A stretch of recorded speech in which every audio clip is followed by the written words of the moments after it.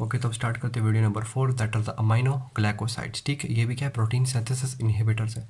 पिछली वीडियो में और इससे पिछली वाली वीडियो में, वीडियो नंबर 2 और 3 में मैंने दो टाइप के प्रोटीन सिंथेसिस इनहिबिटर किए थे, that are the tetracyclines and the glycylcyclines. उनकी भी मैकेनिज्म ऑफ एक्शन सिमिलर है टू द अमाइनो ग्लाइकोसाइड्स। ठीक, लेकिन वो दोनों क्या है, बैक्टीरियोस्टैटिक थे। ठीक है, यहाँ पे अमाइनो ग्लाइकोसाइड क्या है, दीज आर बैक्टीरियोसाइडल। ठीक, और इसकी जो है ना स्पेक्ट्रम, इसलिए कि ये जो है ना स्पेक्ट्रम डिफरेंट है उनसे, कि मतलब ये जो है ना मेन स्ट्रेट ट्रीटमेंट है फॉर द ग्राम नेगेटिव बेसिला या ग्राम नेगेटिव रॉड। ठीक, अगर एम्पेरिकल ट्रीटमेंट में भी हम दे सकते हैं। एम्पेरिकल ट्रीटमेंट क्या मतलब,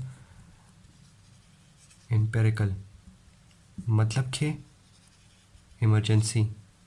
इमरजेंसी का क्या मतलब, कि मतलब एक इमरजेंसी का पेशेंट आया हुआ है। ठीक, उसमें हम अभी टेस्ट नहीं कर सकते, कल्चर नहीं कर सकते, या कोई टेस्ट नहीं कर सकते, वही कल्चर वाली होते हैं, ब्लड टेस्ट भी होते हैं, वो नहीं कर सकते, हमारे पास टाइम नहीं है उसके लिए। ठीक है, तो हम एम्पेरिकल ट्रीटमेंट उसको कहते हैं कि इमरजेंसी ट्रीटमेंट में अगर हमें पता है साइंस से कि ये ग्राम नेगेटिव ही है, ठीक, ग्राम नेगेटिव रॉड है, ठीक, तो उसके खिलाफ हम दे सकते हैं। ठीक, एम्पेरिकल ट्रीटमेंट इसको कहते हैं। इमरजेंसी में कि टेस्ट वेस्ट की ज़रूरत नहीं है, ये जो है ना wide spectrum of gram negative में काम करता है, इसलिए जो है ना हम दे देते हैं एम्पेरिकल ट्रीटमेंट में। लेकिन इसके अब साइड इफ़ेक्ट्स बहुत ज़्यादा है, तो हम सेफर एंटीबायोटिक्स ज़्यादा प्रेफर करेंगे।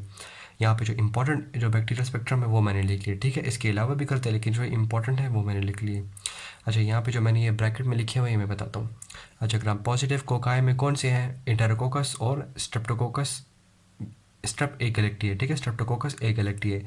यहाँ पे जी प्लस पी जी का क्या मतलब है, जी का मतलब जेंटामाइसिन। ठीक है, जेंटामाइसिन, टोब्रोमाइसिन, स्ट्रेप्टोमाइसिन, नियोमाइसिन एंड अमीकोसिन, ये सारे क्या अमाइनो ग्लाइकोसाइड्स है। ठीक, अच्छा, जेंटामाइसिन ये जी। ठीक है, तो इसमें जो है ना ये अब ये पीजी क्या है, ये पेनिसिलिन जी, जो नेचुरल पेनिसिलिन है। ठीक है, ये या मैंने प्लस प्लस करके क्यों लिखी है, ये पेनिसिलिन पेनिसिलिन प्लस करके क्यों लिखे, ये मैं जो हूँ ना मैकेनिज्म ऑफ एक्शन बताऊँगा उसमें बता दूंगा। ठीक, अभी तक सिर्फ बस देख लेंगे क्या लिखा हुआ है। G plus P G, gentamicin plus the penicillin G, इसके लिए भी सेम ट्रीटमेंट। ठीक, यहाँ पे क्या, Brucella, Francisella, Klebsiella, Pseudomonas aeruginosa and Yersinia pestis.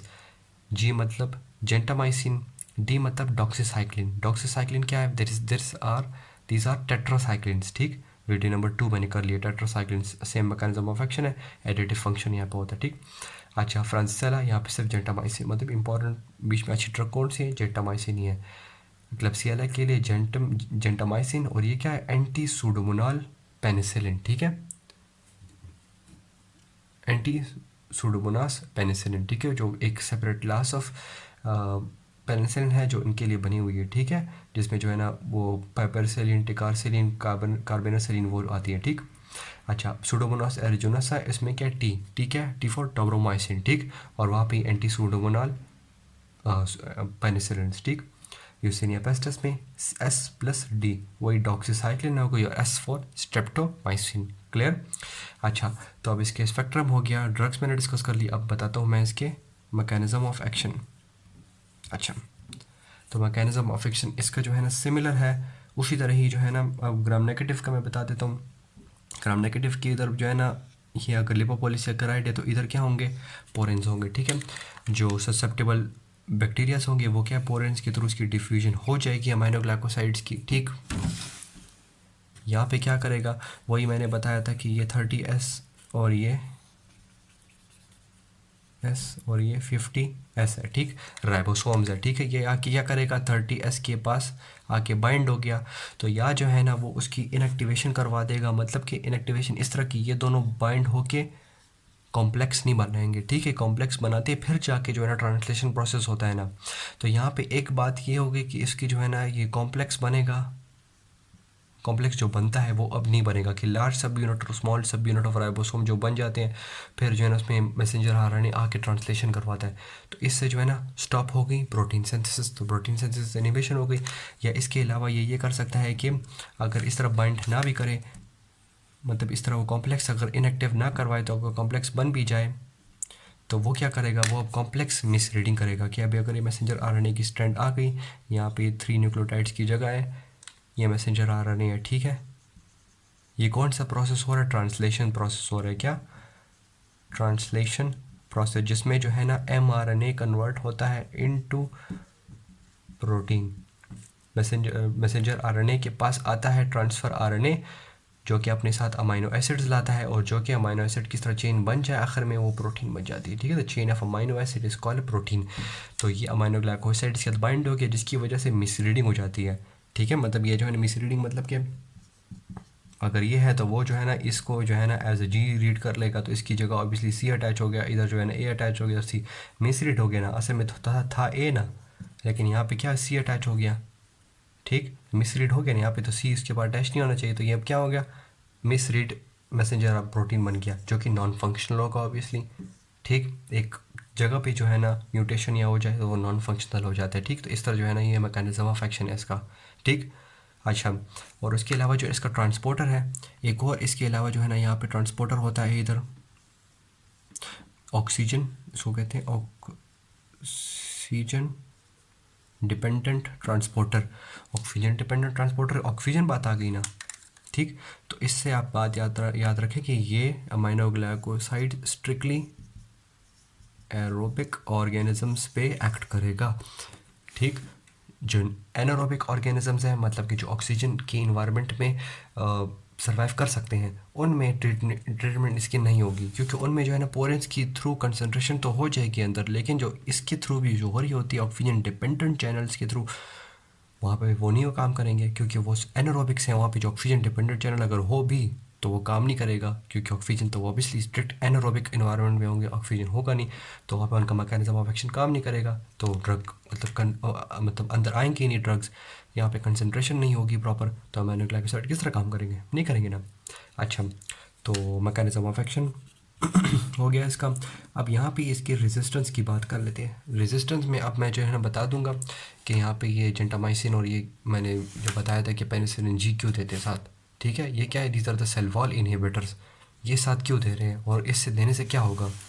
Resistance इस तरह हो सकती है ना कि या जो है ना कुछ ऑर्गेनिजम्स है पोरेंस हटा दी, ठीक। कुछ ऑर्गेनिजम्स हैं जो पोरेंस हटाते हैं, जैसे सूडोमोनास एरिजिनोस है, वो उसकी रेजिस्टेंस एक उस तरह इस तरह होती है कि वो क्या करते हैं, अपने जो पोरेंस होते हैं पोरेंस ही हटा दिए, ठीक। अब इसके लिए हम अगर साथ पेनिसिलिन दे दें, ठीक है, हम दे आपने मैंने लिखा हुआ है इधर एंटी सूडोमोनास पेनिसिलिन। पेनिसिलिन क्या है, these are the cell wall inhibitors. तो अमाइनो ग्लाइकोसाइड प्लस पेनिसिलिन दोनों जब कंबाइन होते हैं तो सिनर्जिस्टिक रिएक्शन होता है। सिनर्जिस्टिक रिएक्शन का मतलब 1 + 1 = 3, कि ये अगर 1 है और ये 1 है तो इनके कंबाइन से रिएक्शन इतना ज़्यादा हो गया कि, ठीक है, मतलब इस तरह, बस इस तरह सिंपल वर्ड्स में ले ले। अच्छा, तो यहाँ पे रेजिस्टेंस में ये बचाने के लिए क्या करेगा, मतलब रेजिस्टेंस हो गया, अंदर नहीं जा सकता अमाइनो ग्लाइकोसाइड, या अमाइनो ग्लाइकोसाइड था अकेला, अंदर जा सकता है, नो नहीं जा सकता ना। पेनिसिलिन क्या करेगा, सेल वॉल को तोड़ दिया, ठीक। सेल वॉल को पेनिसिलिन ने तोड़ दिया। अब अमाइनो ग्लाइकोसाइड क्या है, वो अंदर जाके अब अंदर जाके प्रॉपर कंसंट्रेशन जाएगी और वहाँ पे हिट कर देगी। तो इसी तरह ही अमाइनो ग्लाइकोसाइड और पेनिसिलिन क्या है, सिनर्जिस्टिक रिएक्शन है। तो रेजिस्टेंस की भी यहाँ पे मैंने बात कर ली, एक रेजिस्टेंस क्या है, पोरेंस हट गए, ठीक, पोरेंस हट गए, तो मैंने अब इसी की जगह पे सिनर्जिस्टिक रिएक्शन भी बता दिया, ठीक। तो इधर दो बातें हो गई। अच्छा, अब और टाइप्स ऑफ रेजिस्टेंस कैसे हो सकती हैं। ये ऑक्सीजन डिपेंडेंट चैनल है। अब एनारोबिक ऑर्गेनिज्म, अगर एक ऑर्गेनिज्म है जो एनारोबिक है, ठीक, तो उसमें जो ये काम नहीं करेगा तो रेजिस्टेंस भी एक हो गई। ये भी एक रेजिस्टेंस ही हुई ना, कि कोई ऑर्गेनिज्म है वो एनारोबिक है, तो अब वो क्या है, रेजिस्टेंट है ना टू अमाइनो ग्लाइकोसाइड्स, क्योंकि ऑक्सीजन डिपेंडेंट चैनल उसमें है नहीं, ठीक। तो ये दो टाइप की रेजिस्टेंट हो गई। और अगर ये प्लाज्मिड्स होते हैं, ठीक है, प्लाज्मिड्स तो आपको पता होगा एक्स्ट्रा क्रोमोसोमल प्रोटीन्स होते हैं जो आप पढ़े होते हैं, ठीक है, एक्स्ट्रा क्रोमोसोमल, सॉरी प्रोटीन ही डीएनए, एक्स्ट्रा क्रोमोसोमल डीएनए, ठीक, जो यहाँ पे क्रोमोसोम के मतलब पड़े होते हैं, मतलब न्यूक्लियस के बाहर पड़े होते हैं। अब इसके थ्रू रेजिस्टेंस होती हैं, ठीक। ये तो मैंने ट्रांसफ़र बेसिक कॉन्सेप्ट में वीडियो में बताया था कि ट्रांसफ़र किस तरह हो सकती हैं, वो तो बातें छोड़ें, यहाँ पे ज़रूरी नहीं है। प्लाज्मिड जो है ना यहाँ पे रेजिस्टेंस करवा सकता है, रेजिस्टेंस ये भी करवा सकता है। एक 1 ये हो गई, 2 ये हो गई, ये थर्ड टाइप ऑफ रेजिस्टेंस। इसकी रेजिस्टेंस किस तरह होगी कि ये क्या करेगा, एंजाइम्स बनाएगा, ठीक। एंजाइम्स क्या करेंगी, वो जो है ना इन सारे ड्रग्स को इनएक्टिव करवा देंगी, इनएक्टिव करवा देंगी। तो ये भी ड्रग्स सारी इनएक्टिवेट हो गई बाय स्पेसिफिक एंजाइम्स। अगर मतलब जेंटामाइसिन के लिए एक स्पेसिफिक एंजाइम बनाएगा जो कि जाके इस पर एक सब्सटीट्यूट एक ग्रुप जाके सब्सटीट्यूट करवा देगा, जिसकी वजह से वो नॉन फंक्शनल ड्रग हो जाएगी। मतलब जिस तरह मेटाबॉलिज्म होती है लिवर में ना, उसी तरह ही अब ये ड्रग रेजिस्टेंस में खुद एंजाइम्स बनाएंगी जो कि जाके इनकी बस मेटाबॉलिज्म करवा रहे हैं। ठीक, तो इस तरह जो है ना स्पेसिफिक ड्रग के लिए स्पेसिफिक टाइप ऑफ एंजाइम बनाएंगे जो जाके उनको मतलब अपनी स्पेसिफिक ड्रग को जाके रोक देंगे, इनएक्टिव करवा देंगे। ठीक है, तो यहाँ पे अब सारी बात हो गई। अब जो है ना इसकी फार्माकोकाइनेटिक के बारे में बात करते हैं। ओके, तो काइनेटिक्स पहले क्या है, ड्रग एडमिनिस्ट्रेशन की बात करते हैं हम।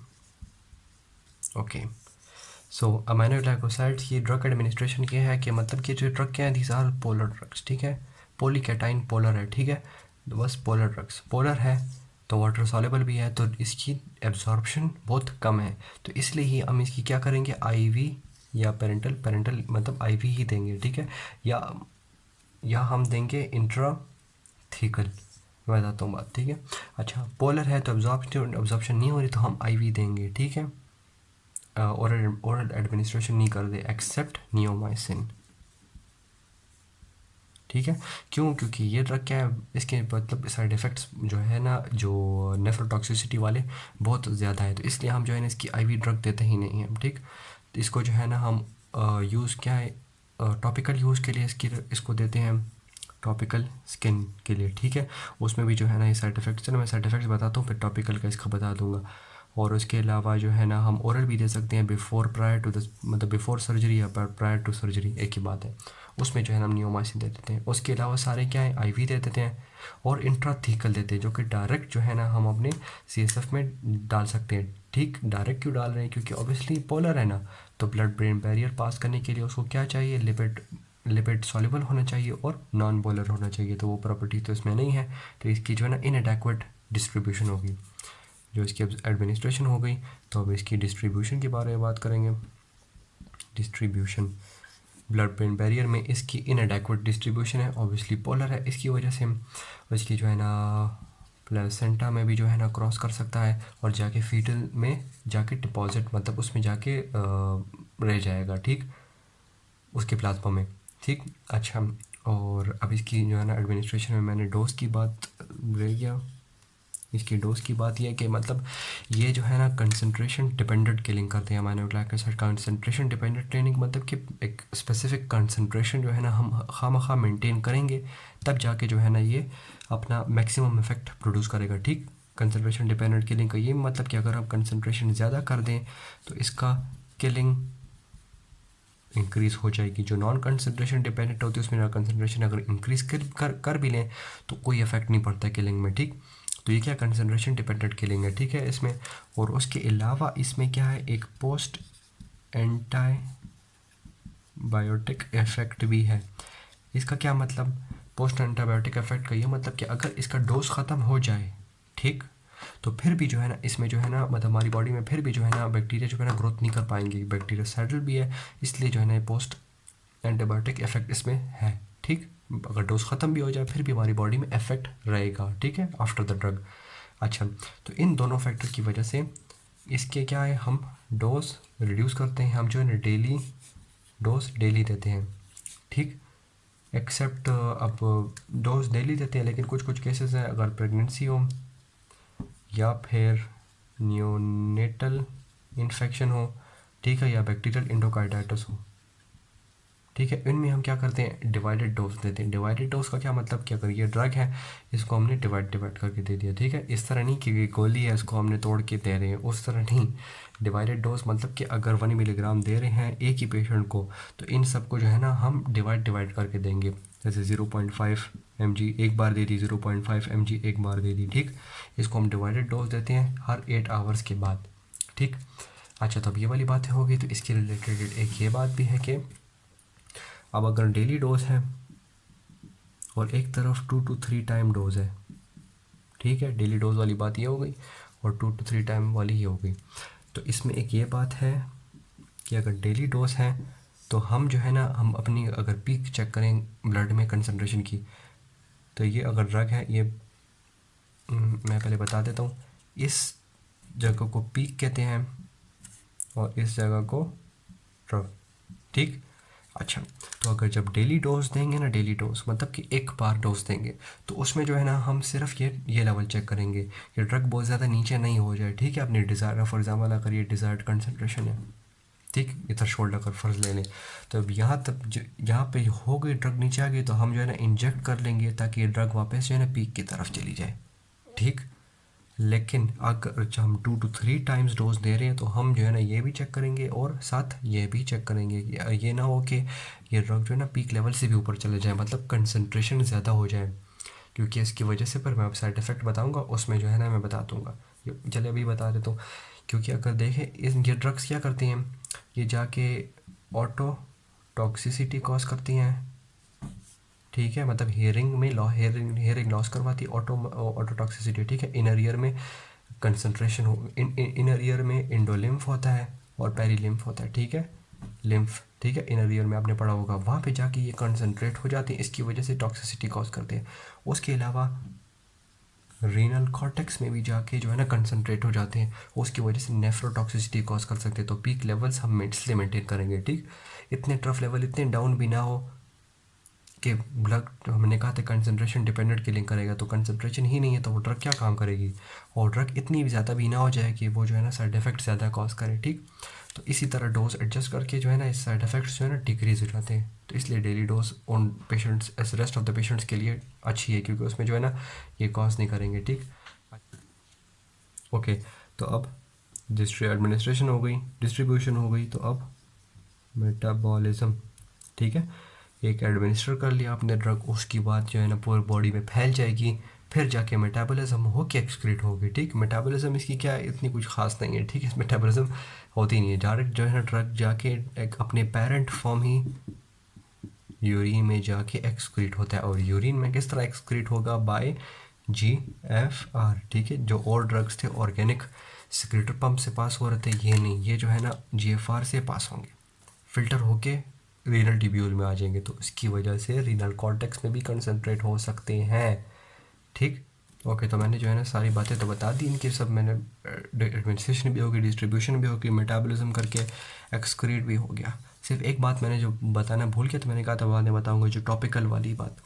यहाँ पे जो है ना टॉपिकल जो अप्लाई कर रहे हैं उसकी वजह से कॉन्टैक्ट डर्माटाइटिस कॉज कर सकता है। ठीक है, एलर्जिक रिएक्शन है जो स्किन में हो सकता है। ठीक, तो ये उसका साइड इफेक्ट होगा नियोमाइसिन का। हम जो है ना IV दे रहे नहीं थे कि वो जो है ना उसका जो है ना नेफ्रोटॉक्सिसिटी रीनल कॉर्टेक्स में, लेकिन नेफ्रोटॉक्सिक हो जाता है, वो ज़्यादा थी, तो इसलिए हम जो है ना टॉपिकल अप्लाई कर रहे थे या ओरली दे रहे थे post prior to the surgery, post नहीं प्रायर टू द सर्जरी।